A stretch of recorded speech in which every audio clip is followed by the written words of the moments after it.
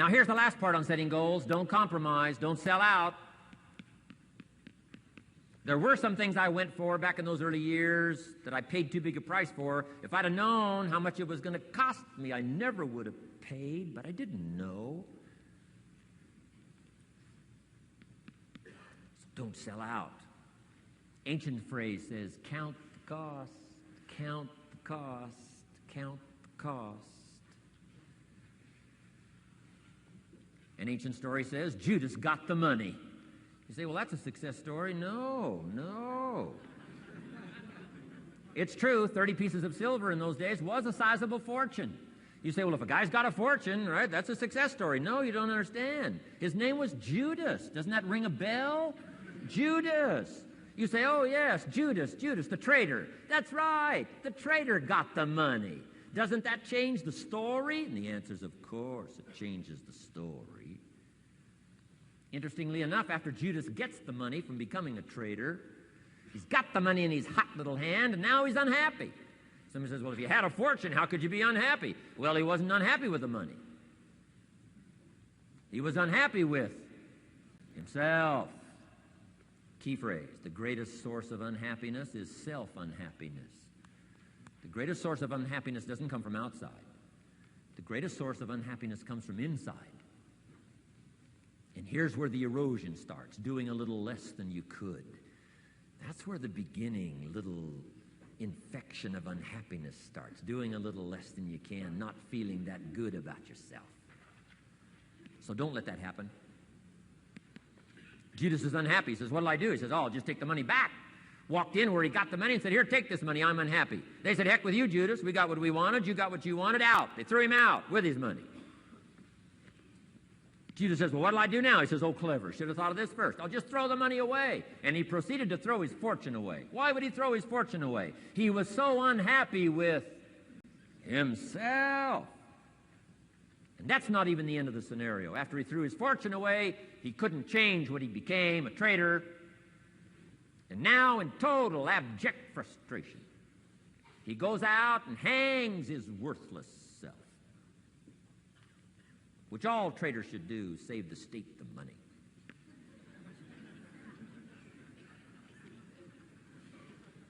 Why such a tragic end? Because he was so unhappy with himself. He sold out. He paid too big a price. Ancient script sums it all up and said, what if you gained the whole world and it cost you your soul? Too big a price to pay if you got the whole world. Don't sell out. Don't compromise your values. Don't compromise your virtues. Don't compromise your philosophy. Key. Here's the key word, beware. If Judas could speak back, he'd probably say beware. Two good words from ancient script. One, behold, the positive word. Behold the possibilities, behold the opportunity. Behold the drama, behold the awesomeness, behold the uniqueness. Behold the majesty, behold. What a good word. But here's the other word, beware.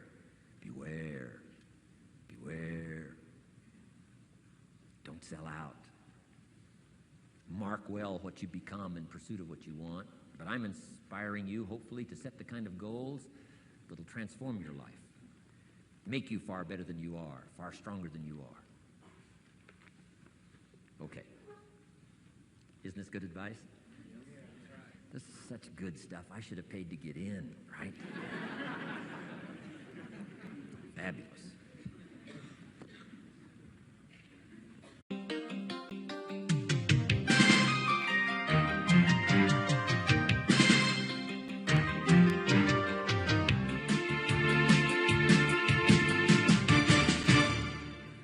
What should a child do with $1?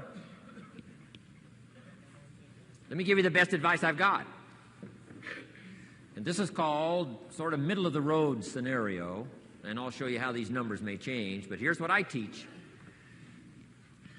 Kids, never spend more than 70 cents. Now, you got to pick some number. When I met Mr. Schoaf, I was at about 110%. But remember this, if your outgo exceeds your income, your upkeep becomes your downfall. Good little scenario. So here's the number that I found works best in developing a good financial plan. Never spend more than 70 cents out of every dollar from now on. Now kids ask me what? What do you do with the other 30 cents? Here's my best advice. 10 cents, charity. 10% charity. Supporting worthy projects, helping people who cannot help themselves. Some churches teach tithe, peace, portion. Turning back part of what you take out. Excellent, excellent philosophy. That's what that 10% is. And nothing teaches children responsibility and character better than generosity. No school, no class, no teacher can teach character better than the simple act of generosity. 10 cents out of every dollar. Now you can pick your own number. I'm just giving you my best scenario. Now the time to start this is when the amounts are small. Easy to give a dime out of a dollar. I'm telling you, kids will give you 10 cents out of every dollar if it's part of their philosophy, if you sell them on it. And that's the time to start, when it's easy, 10 cents out of a dollar. A little harder to give 100,000 out of a million. Someone says, oh, if I had $1 million, I'd give 100,000. I'm not that sure. We better start you early when the amounts are small, so it'll all be set in when the big amounts start to come, okay? So 10 cents for charity. The next 10 cents I call active capital. Capital meaning try to make a profit yourself. We live in a capitalistic society, right? Everybody now wants to join capitalism. That's why the walls are coming down. Capital belongs in the hands of the people. That's where the genius is. So the genius is to try to show a profit. Buy and sell. Render service. Show a profit. Now, here's what I teach kids. Profits are better than wages. Wages are okay, but wages help you make a living. Profits help you make a fortune.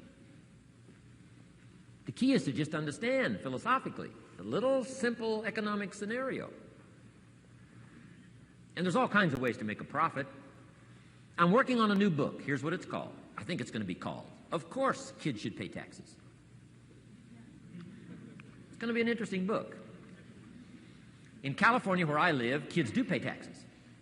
If an 8-year-old walks into 7-Eleven, buys something that costs $1, the proprietor makes him cough up 7 more pennies. 8-year-old says, what's these 7 pennies? Proprietor says, that's taxes. Kid says, well, I'm only 8. Proprietor says, congratulations, you're my youngest taxpayer. So in California, kids do pay taxes. Now the question is, should they? Now the title of my book is, Of Course Kids Should Pay Taxes. You got it. Right? The disciple went and caught a fish, found the miracle coins, and paid his taxes and Jesus' taxes. So way back then, Jesus did pay taxes. Now the question is, should he? And the answer in my little book says, of course, Jesus and kids should pay taxes. Of course. Of course. If an 8-year-old wants to ride his bicycle on the sidewalk instead of in the mud, you have to pay taxes. Things cost money. You've got to pay taxes. Aircraft carriers keep tyranny over there instead of over here.